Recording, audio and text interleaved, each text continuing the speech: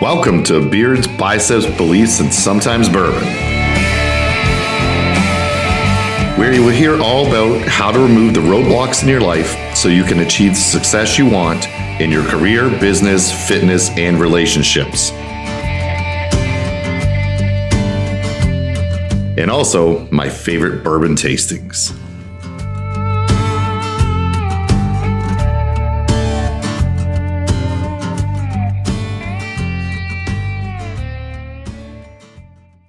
Hello, I'm Scott Romjin, and welcome to the next episode of Beards, Biceps, Beliefs, and our bourbon tasting today. Okay, so what I'm going to talk about today is happiness. What makes you happy? All right, what does happiness mean to you? It's different for everybody. Can we be happy all of the time? No, it's not possible. As much as we'd like to, I really don't think that's possible. I do think that being in a state of like being content is a great form of happiness. We're not sad, we're not happy, we're just kind of content. We're in the middle there. I want you to think of a pendulum, okay? When it's hanging straight down, that's content, that's peace. When it swings really far to the left, that's great happiness. But what happens with a pendulum? When it reaches that peak of great happiness, it's gonna swing back, and it swings back all the way to the right. That's great unhappiness. All right, so it can't stay at either one, eventually has to come back. So as much as we'd like to have great happiness all the time, it eventually swings back and we have great sadness, which can lead to depression. So we're searching a way to get out of that unhappiness and out of that great happiness all of the time. Because we can't sustain it mentally, physically, or emotionally, these extreme swings back and forth. But that's not how life works, okay? We can't always stay in that great happiness state.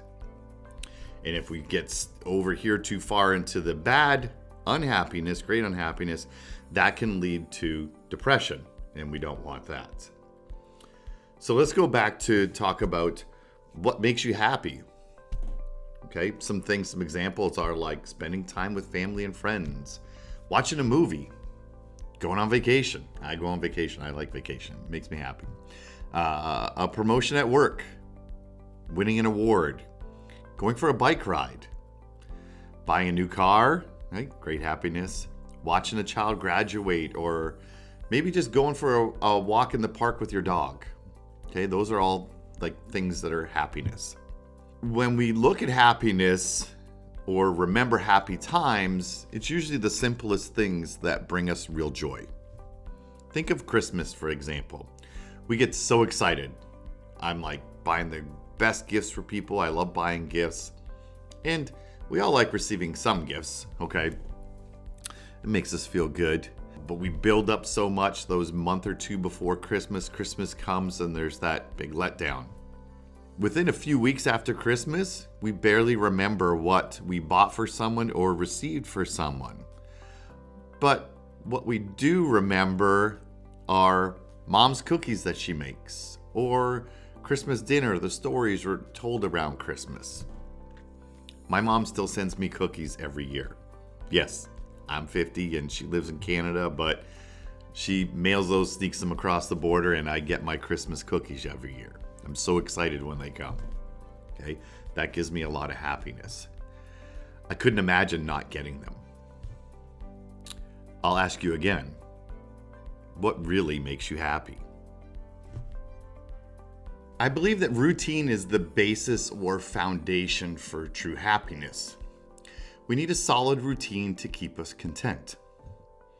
Content equals happiness.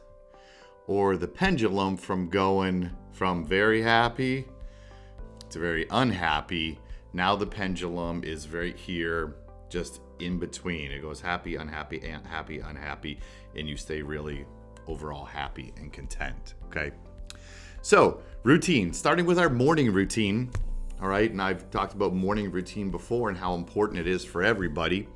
But the better morning routine, or the more you accomplish before you start your like so-called day, you have created then a positive and accomplished mindset, and it starts your day off winning. All right, so we all want to be winning. An example of my morning routine, and it changes up a little bit here and there depending on what I like or don't like or tried or didn't enjoy. So I wake up 2.5 hours before my first appointment. I drink a glass of water. It's right beside my bed. I put my backpack on and I go for a ruck with the dog, Ollie, for 30 minutes. Then I grab my coffee and I read for another 30 minutes. I do my box breathing. It's a way of breaking up my sections, or things I call them. Then I do my daily social media. Then I break it up by doing candle meditating. Then I'm on to 30 minutes of writing. Breakfast, shower, I'm gone. Okay, so 2.5 hours. I feel really good and happy at this point. The second part of routine is having a calendar set up for your day or week.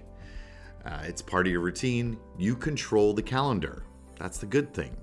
This helps you to be set up and be content and happy. Remember, no big swings. Little. Focus on the small wins over time. They equal big results instead of a really big win. Having balance in your schedule helps to be content and prevents you from being overwhelmed and swinging all the way to the right to great unhappiness. Things you want to schedule out are your work, so that you can have time for family, fun, workouts, friends, and quiet time. These are all essential to keeping you happy.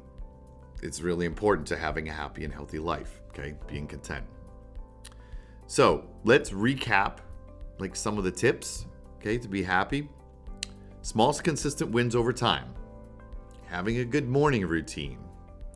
Follow a schedule, okay, a calendar to keep everything in balance. And enjoy the little things like mom's cookies, okay, at Christmas. All right, I hope that was helpful in helping you to be happy. I forgot to pick up whiskey or bourbon, so we won't be tasting today. But from our World of Whiskey book, we're talking about blended malt, which is a single malt whiskey is the product of one distillery. A blended malt is a mix of malt whiskeys from more than one distillery, which is pretty cool. People are working together. So I like that. So look for a blended malt, and you get to try some things from different distilleries in a nice mix. There we go. So cheers, which I normally say, but we don't have a drink. So cheers anyways, and see you on the next episode of Beards, Biceps, and Beliefs. Take care.